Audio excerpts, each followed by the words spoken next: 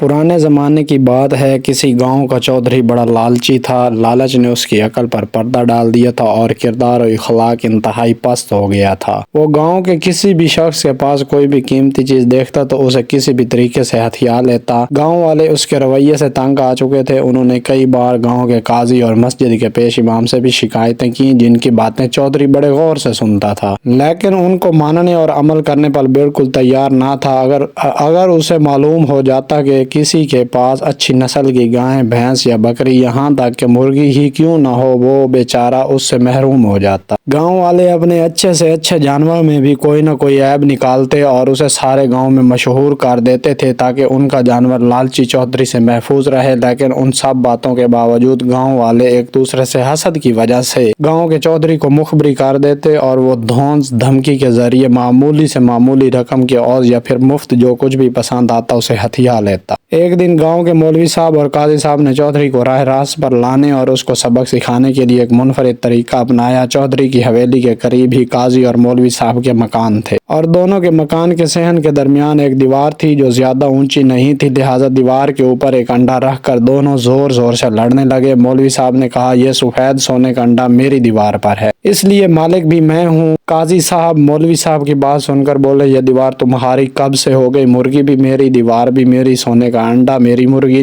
का है, इसलिए मालिक भी मैं ही हूँ। मौलवी साहब ने जवाब में कहा, चलो मान लेते हैं कि मुर्गी तुम्हारी है जो रोज एक सोने का अंडा देती है, मगर आज उसने मेरी दीवार पर अंडा दिया है, इसलिए यह अंडा मेरी मलकियत हुआ। जब काजी और मौलवी की लड़ाई की आवाजें चौधरी ने सुनी तो वो भाग आ पहुंचा, लेकिन जब दीवार पर रखा एक आम सा अंडा देखा तो हैरत ज़दा रह गया। उसने जैसे ही कुछ बोलने के लिए मुंह खोला, काजी साहब फौरन बोल उठे, देखें चौधरी साहब, मेरी मुर्गी ने आज गलती से सफेद सोने का अंडा इस दीवार पर दे दिया है जहाँ ये रखा हुआ है और मौलवी साहब इस पर अपना हक जमा रहे हैं। ये सुनकर मौलवी साहब फौरन बोले, ये मेरी दीवार है, इसलिए इस पर मौजूद अंडा भी मेरा है, लिहाजा मालिक भी मैं ही हूँ। जब चौधरी ने इनकी बातें सुनी तो उसका लालचपन जाग उठा और वो बोला, सुनो, मैं तुम्हारी बहुत इज्जत और एहतराम करता हूँ और गांव का चौधरी भी हूँ। ये मकान मैंने ही तुमको बना कर दिया है, इसलिए मुर्गी भी मेरी ही है और अंडे का मालिक भी मैं ही हूँ, लेकिन फिर भी अंडे और मुर्गी के बदले तुमको माल और दौलत देता हूँ। उसने दोनों को अपना लालची आंखों से घूरते हुए देखा। मौलवी साहब मरी मरी आवाज में बोले, आप सोने के अंडे के बदले कितनी रकम देंगे? चौधरी ने गरजदार आवाज में कहा, बेफिक्र रहो, तुमको 10,000 रुपए मिल जाएंगे। ये सुनकर मौलवी साहब बोले, जनाब इंसाफ की बात करें, ये 7 तोले से कम का अंडा नहीं, कम से कम इसकी कीमत 7 लाख तो होगी। चौधरी बोला, मौलवी साहब आपका रुपए पैसे से क्या काम, आप अल्लाह अल्लाह कीजिए, खैर मैं फिर भी आपको 3 लाख देता हूँ। मौलवी साहब बोले, जैसी आपकी मर्जी, लेकिन पैसे मुझे अभी चाहिए। ये सुनकर चौधरी भागा गया और एक थैली उठा लाया और बोला, मौलवी साहब पूरे 3 लाख हैं, अब आप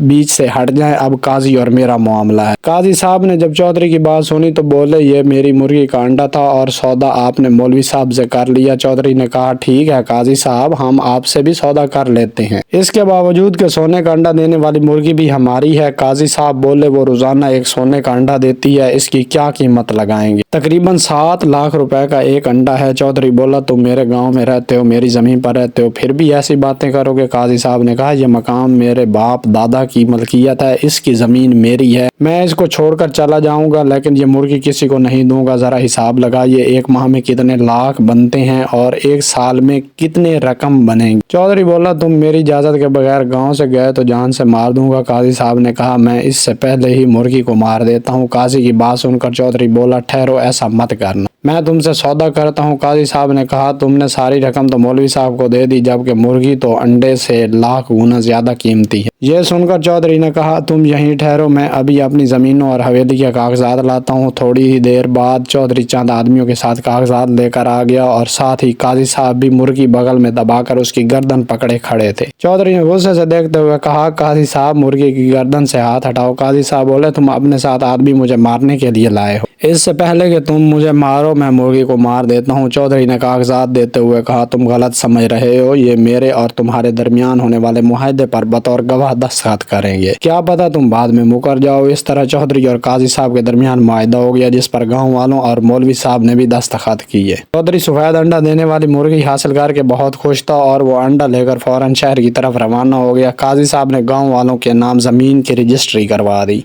कुछ दिनों बाद चौधरी गांव वापस आया तो गुस्से में चिल्लाने लगा, तुम दोनों ने मेरे साथ धोखा किया है, मैं तुमको नहीं छोड़ूंगा। سن کر قاضی اور مولوی صاحب کے ساتھ موجود گاؤں والے مسکرانے لگے۔ اس طرح گاؤں والوں کو چودھری کے ظلم سے نجات مل گئی۔ ایک زمانہ بیت گیا، لیکن اس کے باوجود آج بھی گاؤں میں سفید سونے کا انڈا دینے والی مرغی کی کہانی بڑے ذوق و شوق سے سنی جاتی ہے۔